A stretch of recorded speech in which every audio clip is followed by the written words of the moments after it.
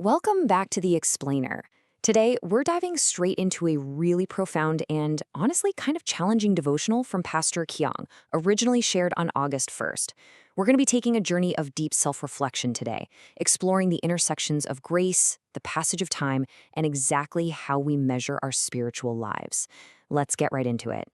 Okay, let's dive into this first section, the rule of forgiveness. Pastor Chiang actually anchors this whole idea right in the Gospel of Matthew, chapter 6, verse 14.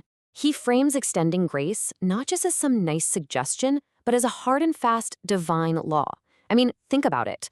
Believers are literally mandated to extend forgiveness. Why? Simply because they've already been given this massive, abundant forgiveness from God. It's a reciprocal thing, right? If you claim to know and understand God's incredible mercy in your own life, well, it absolutely has to show up in the words you use, in the way you treat people from your heart. So the crucial point is that holding a grudge isn't just a fleeting bad mood or a negative emotion. According to this teaching, it's a sin that actively severs your open communication with God. Instead of inviting God's mercy, holding on to that anger actually invites his strict discipline. Pastor Chang points to the books of Hebrews and James to show how unforgiveness morphs into a deep root of bitterness. It blocks your spiritual blessings, and ultimately, it leads to facing a judgment without mercy. Honestly, it's just an incredibly destructive force to harbor inside yourself.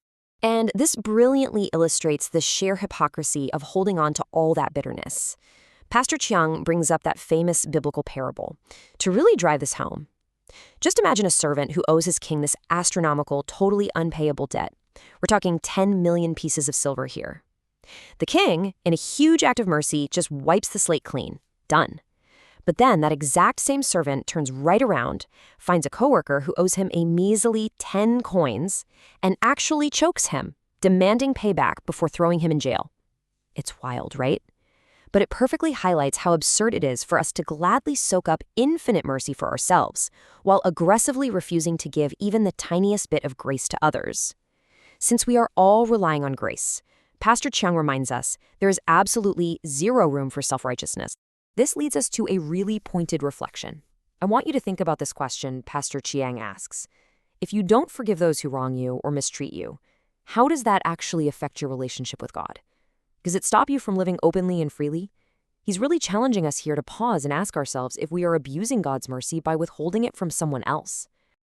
Let's move on to Section 2, the trap of seniority. Let's move to and see how this builds, because Pastor Chiang makes a highly personal pivot here. You see, August 1st isn't just some random date on the calendar for him. It's a massive personal anniversary. Back on August 1st, 1991, he graduated from Taiwan Theological College and showed up at Bipu Church as this fresh-faced preacher. 2 years later, he was officially ordained. Fast forward to today, and we're looking at his 36 years in ministry. He's a senior pastor now, staring down the looming reality of retirement. But instead of just throwing a cheerful celebration, this 36-year milestone brought on a heavy, sobering realization for him about the passage of time. He shares this very stark warning. Seniority is merely the accumulation of time. It does not guarantee character or spiritual maturity. Wow. Just because you've survived in a faith community for decades or held on to a leadership position for years, it absolutely does not automatically mean you have actually grown. Time is going to pass inevitably, for sure. But spiritual depth, that requires active, intentional effort. Now, what's really interesting about this is how aging in faith acts like a dual-edged sword. It's basically a fork in the road with two completely diverging paths. On one hand, accumulating those years can lead to deep reflection and genuine maturity. You experience God's love, you become self-aware of your own flaws, and you accept the discipline needed to grow. But that other path, that is the trap of spiritual pride and legalism.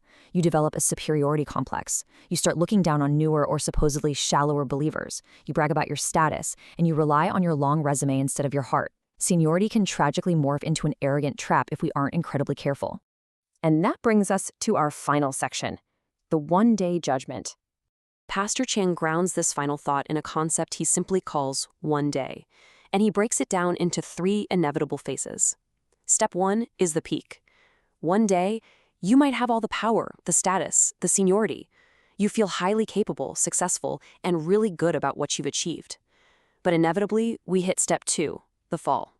One day, you're going to lose that position. You'll step away from the core of power, whether that's through retirement or eventually death.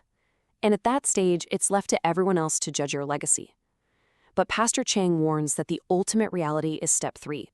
One day, all those earthly titles, your decades of seniority, and your status are completely stripped away, and you stand totally bare before God for final judgment. That right there is the ultimate, unavoidable accountability. He drops this really profound challenge. We say we are God's children, but before Jesus, can we truly be faithful servants? Think about that for a second. Does the outward religious label we wear actually match our inward obedience? Are we actually doing what the Master asks of us with a sincere heart, or are we just hiding behind a fancy title? So, as we wrap up this explainer, Pastor Chang leaves us with one incredibly stark, defining question to chew on this weekend.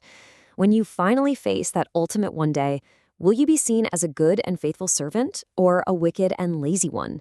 Honestly, will your legacy be defined by expansive grace or by rigid pride?